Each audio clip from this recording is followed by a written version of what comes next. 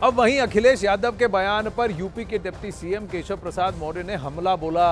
X handle पर केशव प्रसाद मौर्य ने लिखा, सपा बहादुर श्री अखिलेश यादव जी, भाजपा की देश और प्रदेश दोनों जगह मजबूत संगठन और सरकार है। सपा का पीडीए धोखा है। यूपी में सपा के गुंडा राज की वापसी असंभव है। भाजपा 2027 विधानसभा चुनाव में 2017 दोहराएगी।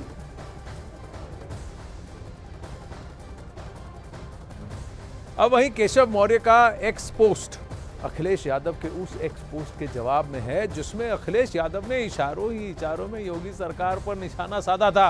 उन्होंने कहा था कि यूपी में शासन प्रशासन ठंडे बस्ते में है, बीजेपी के अंदर तोड़फोड़ की राजनीति चल रही है, झगड़ों के दलदल में बीजेपी फंस गई है, बीजेपी में जनता के बारे में सोचने वाला कोई नहीं है। कि भारतीय जनता पार्टी के लोग आपस में लड़कर के और कुर्सी की लड़ाई में पूरा एडमिनिस्ट्रेशन खत्म कर दिया है। जहां इन्हीं के विधायक, इन्हीं के लोग आरोप लगा रहे हैं कि भ्रष्टाचार चल रहा है। हम लोगों ने अखबारों में पढ़ा है कि मुख्यमंत्री खुद स्वीकार कर रहे हैं कि बड़े पैमाने पर दलाली चल रही है। जिस प्रदेश के मुख्यमंत्री खुद स्वीकार कर रहे हों कि दलाली हो रही हो और अखबारों में बड़ा बड़ा लिखा हो कि दलाली हो रही है, तो जनता जानती होगी कि कितनी दलाली हो रही है। पर क्या सही है क्या गलत? यूपी बीजेपी को लेकर अफवाहों का बाजार जबरदस्त तरीके से गर्म है। हर कोई कुछ ना कुछ चला रहा है। खबर हम आपको बता रहे हैं, नेतृत्व परिवर्तन और ना जाने अलग अलग तरह की अफवाहें हर जगह तैर रही है। इसलिए आपको यूपी बीजेपी से जुड़ा एक एक फैक्ट यहाँ अखाड़ा में दिखाते हैं। पहली चर्चा तो ये हो रही है कि यूपी में नेतृत्व परिवर्तन होगा, जबकि खबर यह है कि नेतृत्व परिवर्तन की का कोई प्लान ही नहीं है। बीजेपी ने नहीं कोई प्लान ऐसा बनाया है। चर्चा का बाजार इस बात पर भी गर्म है कि संगठन में कई बदलाव होंगे, लेकिन खबर सिर्फ इतनी है कि यूपी बीजेपी में सिर्फ आंशिक बदलाव होंगे। चर्चा ये भी है कि शीर्ष नेतृत्व का यूपी बीजेपी से संपर्क है, उनकी बात हुई है। इस बात में थोड़ी सी सच्चाई है, लेकिन खबर इसमें यह है कि बीजेपी आला कमान की ओर से यह कहा गया है कि यूपी में बीजेपी नेताओं को उपचुनाव से पहले बयानबाजी से बचने की आवश्यकता है। उन्हें नसीहत दी गई है कि इन उपचुनावों पर आप फोकस कीजिए, ये 10 की 10 सीटें जबरदस्त तरीके से जीतिए। चर्चा इस बात को लेकर भी हो रही है कि उपचुनाव से पहले बदलाव होगा, लेकिन खबर यह है कि उपचुनाव तक बड़ा बदलाव होना मुश्किल है। चर्चा इस बात की भी है कि संगठन में कई बड़े चेहरे बदले जाएंगे, लेकिन खबर यह है कि संगठन में कुछ नए चेहरों को मौका दिया जा सकता है, लेकिन बहुत बड़ी फेरबदल की बात सही नहीं है। अफवाहों के बीच चर्चा ये भी है कि सीएम योगी ने उपचुनाव के लिए बड़ी रणनीति बनाई है। इसमें सच्चाई भी है, और एक बड़ा सच ये भी है कि योगी ने 10 सीटों के लिए 30 मंत्रियों की टीम बनाई है। लेकिन खास बात इसमें यह है कि उस मीटिंग में और इस टीम में दोनों उप मुख्यमंत्री शामिल नहीं।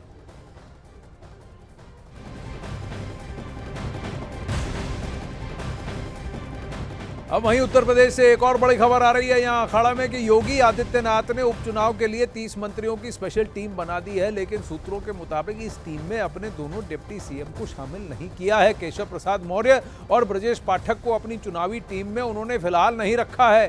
केशव प्रसाद मौर्य दिल्ली में थे जब ये बैठक हुई और वे बैठक में नहीं थे। हालांकि ब्रजेश पाठक लखनऊ में ही मौजूद थे, लेकिन वो उपचुनाव की रणनीति के लिए बुलाई गई सीएम योगी आदित्यनाथ की इस बैठक में शामिल नहीं हुए।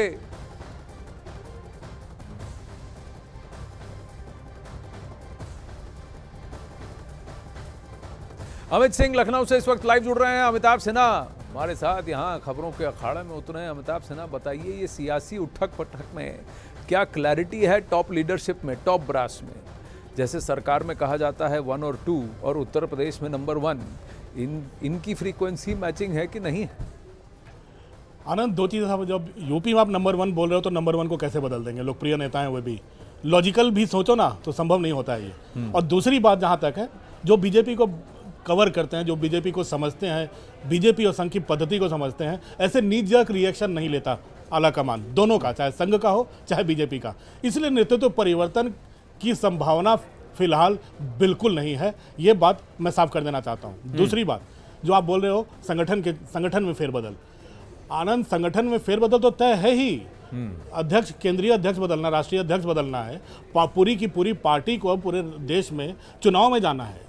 जिसको आप कहते हैं राज्यों में चुनाव होंगे, वहां अध्यक्ष बदलेंगे, फिर वो आकर वोट करेंगे, तब राष्ट्रीय अध्यक्ष बनेगा। तो राज्यों में अध्यक्ष तो 3 साल पूरे होने, सबको बदलना ही बदलना है। तो संगठन में फेरबदल तो तय ही है, लेकिन ऐसा थोड़ा ही है कि आप उपचुनाव के पहले बदल दोगे, लोकसभा चुनाव हार गए। ये तो सब मिली जुली, मतलब कहा जाए सब, किसी एक को ब्लेम भी नहीं कर सकते ना। जब हारते हैं तो सब ब्लेम एक पर ठोकने की देखिए, कोशिश होती है। शीर्ष नेतृत्व में परिवर्तन नहीं है, लेकिन उसके नीचे का जो लेवल है वहां क्या फेरबदल होने वाली है, ये बड़ा प्रश्न है। अमिताभ, आप रुकिए, लखनऊ से क्या खबर है? अमित बताइए, ये दोनों डिप्टी सीएम 30 की टीम में क्यों नहीं है?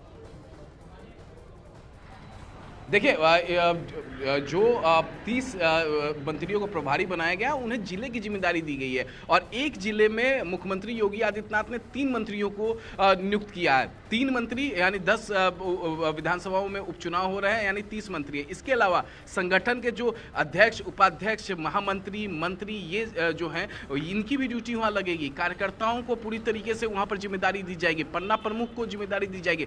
मुख्यमंत्री योगी आदित्यनाथ ने आज जो बैठक की, इन मंत्रियों को समझाया है कि पीडीए, जिसके वजह से भ्रम फैलाया गया, समाजवादी पार्टी अखिलेश यादव की तरफ से भ्रम फैलाया गया, और उसको तोड़ना है। उसको तोड़ा कैसे जा सकता है? जिस तरीके से रामपुर, जो कि आजम खां का गढ़ रहा है, उस रामपुर में उपचुनाव जीती है बीजेपी पिछले दिनों, तो उसी तरीके से डोर टू डोर कनेक्ट करना है। और ये कैसे होगा? जब इनके पन्ना प्रमुख, इनके कार्यकर्ता, इनके मंत्री, इनके पार्टी के पदाधिकारी जो लोगों से कनेक्ट करेंगे, यही कनेक्ट फिर से स्थापित करना है। सरकार की मंशा के बारे में समझाना है, पार्टी के बारे में बताना है, उसके बाद उन वोटों को अपने पाले में करना है। जो वोट अब चले गए थे लोकसभा चुनाव के समय में इंडिया गठबंधन के पास, तो ये मूल मंत्र आज 1.25 घंटे की जो बैठक हुई है उसमें दिया गया है। अब चूंकि सभी विधानसभा के प्रभारियों को बुलाया गया था वहां पे, और साफ साफ है, मुख्यमंत्री योगी आदित्यनाथ को फुल फ्लेश इस 10 विधानसभा सीट के उपचुनाव के लिए पूरी जिम्मेदारी दे दी गई है। और मैं आज से नहीं कह रहा हूं, पिछले 1 महीने से मैं कह रहा हूं कि जैसे उनको जिम्मेदारी दी गई, सबसे पहले उन्होंने 10 विधानसभा सीटों के लिए 16 मंत्रियों को नियुक्त किया और आज 30 मंत्रियों को नियुक्त कर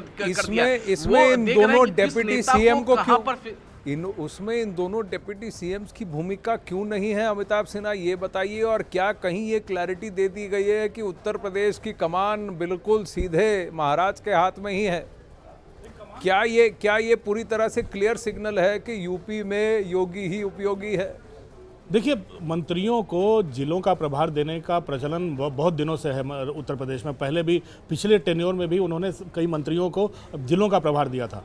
अब उपचुनाव है, उपचुनाव में प्रभार दिया जा रहा है।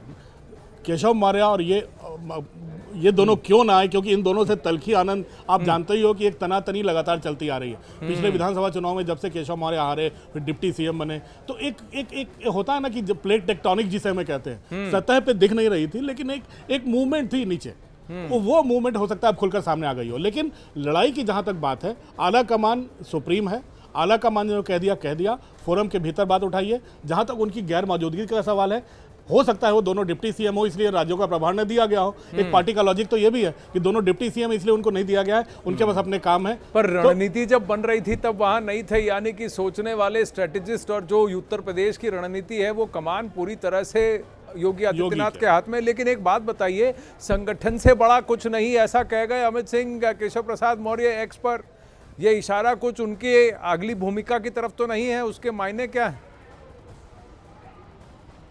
जी हाँ, बिल्कुल। देखिए, बहुत लोग कयास लगाए रहे हैं कि हो सकता है कि केशव प्रसाद मौर्य की अगली भूमिका जो है वो संगठन में दिखे। और देखिए, संगठन से बड़ा सरकार नहीं है, और इस बारे में तो बीजेपी के सभी बड़े नेता कहते हैं कि संगठन है, संगठन मजबूत रहेगा, कार्यकर्ता मजबूत रहेंगे, तभी तो वो सरकार में आएंगे। और ये बात तो मुख्यमंत्री योगी आदित्यनाथ भी बोल चुके हैं। जब वो सूबे के मुख्यमंत्री नहीं थे तब भी वो बोल चुके हैं, जब सूबे के मुख्यमंत्री बने उस वक्त भी बोल चुके हैं कि कार्यकर्ता के दम पर ही सरकारें बनती हैं और बिगड़ती हैं। तो इसीलिए कार्यकर्ता जो है वो डोर टू डोर जाके वो विजिट करे, अब लोगों तक वो पहुंचे, सरकार की बातें जाके लोगों तक पहुंचाए, पार्टी की बातें जाके लोगों तक पहुंचाए, तभी तो जाके सरकार चल पाएगी और सरकार बन पाएगी सुचारू रूप से। और सरकार में जो सबसे अहम रोल होता है अधिकारियों की, मुख्यमंत्री योगी आदित्यनाथ अपने मंत्रियों को, अधिकारियों को लगातार वो कहते हैं इंप्लीमेंट करने के लिए, विकास कार्य को इंप्लीमेंट करने के लिए कहते हैं। और जो आरोप लगाए जा रहे हैं, चाहे वो डिप्टी सीएम केशव प्रसाद मौर्य और या दबे कुचले आवाज, देखिए आप लोग दोनों जो हैं,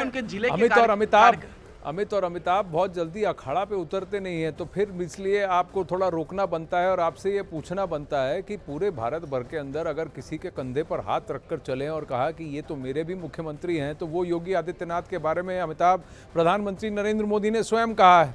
लेकिन अटकलें ये लगाई जा रही हैं कि सेंटर में कोई बैठा है जो कि योगी आदित्यनाथ को कुर्सी से हटवाना चाहता है। क्या ये बातें सही हैं या ये सब बेतुकी अफवाहें? देखिए, दो चीज़ें साफ होती है। एक तो जब सब कुछ अगर सतह पे सब कुछ स्टेबल चल रहा होता है ना, तो कई चीज़ें जिसे कहते हैं ना प्लांट करना, कई चीज़ें प्लांट भी होती हैं। तो अगर स्टेबल सब कुछ चल रहा है तो ऐसी अटकलबाजियों को हवा देना, ये जाहिर है ये मुश्किलें पैदा करने के लिए होता है पार्टी के लिए। लेकिन अब तक सब कुछ ठीक चलता रहा था। लेकिन अगर लोकसभा चुनाव में हार हुई है, इसके बाद चीज़ें सामने आई हैं, तो इसमें तीन चीज़ें आनंद, सबसे मैं छोटे में कहना चाहूँगा। पहली है कि कार्यकर्ताओं की अनदेखी हुई, लेकिन सिर्फ कार्यकर्ताओं की अनदेखी नहीं हुई है। जो विधायक हैं उनकी भी शिकायत है कि उनकी जिला स्तर पर तहसीलदार नहीं सुनते। MP हैं, उनका कहना है अपने लोगों के लिए जिला स्तर पर काम नहीं कर पाते अगर अपनी कंस्टिट्यूंसी में गए हैं तो। ये एक पूरी चेन थी जो नाराज थी, दुखी थी पूरे सिस्टम से। मुझे लगता है उस सिस्टम को दुरुस्त करने की कवायद आला कमान ने शुरू कर दी है। अगर JP नड्डा कोर कमेटी में गए हैं, कोर कमेटी आप जानती हो, कोर कमेटी 3000 लोगों की नहीं होती आनंद, वो सिलेक्टेड लोगों की होती है। यहाँ 3000 लोग से ज़्यादा बैठ रहे हैं, तो आप समझ लो ये कोर कमेटी नहीं थी। एक गुस्से को एक आउटलेट दिया गया है लोगों के कि आप बोलिए। पार्टी फोरम के भीतर अध्यक्ष भी बैठे हैं, मुख्यमंत्री भी बैठे हैं, सुनेंगे। एक गुस्से को आउटलेट मिलता है तो काफ़ी गुस्सा शांत भी होता है कार्यकर्ता का। कम से कम BJP का कैडर तो ऐसा भी है। कोई हमारी बात तो सुन रहा है, बात सुनकर उस पर काम किया जाएगा, लेकिन नी जर्क रिएक्शन यानी झटके से काम नहीं किया जाएगा, सोच समझकर आराम से किया जाएगा।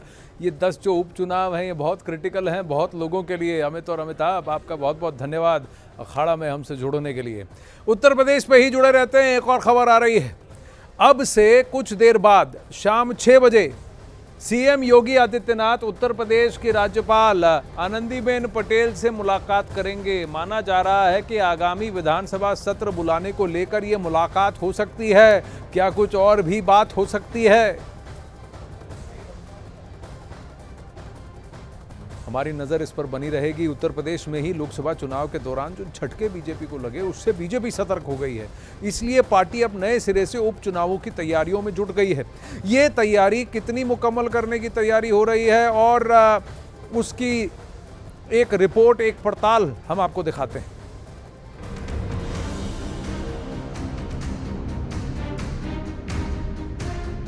यूपी में बीजेपी एक ऐसे दौर से गुजर रही है जहां छोटी छोटी बातों के बड़े मतलब निकाले जा रहे हैं। हालांकि जब लखनऊ में उपचुनावों के लिए स्पेशल 30 की लिस्ट तैयार हो रही थी, तब दोनों डिप्टी CM का ना शामिल होना बड़ी बात थी। इसलिए ये बड़ी बात निकलकर बहुत दूर तक चली गई। लेकिन पार्टी के बड़े नेता इस बड़ी बात पर खुद को किनारे कर गए। बैठक में क्या हुआ सर? उपचुनाव में विशेष रूप से चर्चा हुई। जिस प्रकार से हम आजमगढ़ और रामपुर जीते थे, उसी प्रकार से 10 उपचुनाव जीतेंगे। लोकसभा चुनाव में बीजेपी के प्रदर्शन ने कलह का आधार तैयार किया। बात सरकार बनाम संगठन की उठने लगी, जिसमें डिप्टी CM केशव प्रसाद मौर्य के ऑफिस से आया ये बयान बहुत कुछ साफ करता है। संगठन सरकार से बड़ा है, कार्यकर्ताओं का दर्द मेरा दर्द है। संगठन से बड़ा कोई नहीं, कार्यकर्ता ही गौरव है। सियासत में हर इशारे का मतलब होता है। केशव प्रसाद मौर्य के ऑफिस से आए इस ट्वीट की भी यही कहानी है और शायद यही वजह है कि कांग्रेस ने इस मौके को लपकने में देर नहीं लगाई। 44 साल का अनुभव है उत्तर प्रदेश का। मैंने राजनीति सन 80 से हर उतार चढ़ाव देख रहा हूं। मैंने भारतीय जनता पार्टी जैसी सिद्धांतवादी अनुशासित पार्टियों में वो नहीं देखा जो उत्तर प्रदेश में पिछले 2-3 महीने से हो रहा है। एक दूसरे के खिलाफ सार्वजनिक रूप से बोलना, ट्वीट करना, खबरें लीक करना, एक ही समय में देखा था जब कल्याण सिंह को, जो बहुत शक्तिशाली हो गए थे, उन्हें भाजपा ने हटाया था। आपको विश्वास है उन्हीं की बैठक चल रही है? हमने तो सुना है दिल्ली में भी कोई बैठक चल रही है, उसके प्रत्युत्तर में बैठक चल रही है।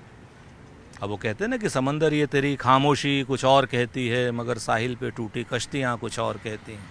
और मेरी आंखों ने देखे हैं शहर के कई मंजर, मगर अखबार की सुर्खियाँ कुछ और कहती हैं। लूट की छूट के बंटवारे को लेकर ये बात है। बीजेपी के लिए ये घड़ी मंथन और चिंतन की है, लेकिन जो तस्वीर देखती है वो तनाव की ओर इशारा करती है। यही वजह है कि यूपी के पूर्व सीएम और समाजवादी पार्टी के नेता अखिलेश यादव ने भी तंज कस दिया। भारतीय जनता पार्टी अपने हारे हुए लोगों के साथ खड़ा होना चाहती है या हारे हुए लोगों के साथ खड़ा होना चाहती है। लेकिन मंत्री संजय निषाद ने अखिलेश के बयान पर बीजेपी के लिए कवर फायर देने का काम किया और अखिलेश पर जोरदार पलटवार किया। समाजवादी पार्टी के नेता के पास सवाल के अलावा क्या रह गया, काम करने का तो कुछ नहीं। आज के दिन में आज की बैठक उनकी थी जिनको वो 10 चुनाव के लिए जिम्मेदारी दी गई थी, तो हम लोगों को उसको रिपोर्ट देना था। तो इससे उसे कहने का क्या मतलब है? जब रहते अभी कैबिनेट की बैठक होगी तो उसमें रहेंगे। फिलहाल सीएम योगी एक्शन मोड में हैं और उपचुनाव में बेहतर प्रदर्शन के जरिए पार्टी को उस ट्रॉमा से बाहर लाना चाहते हैं जो लोकसभा चुनाव के नतीजों के जरिए वाया यूपी होकर आया है।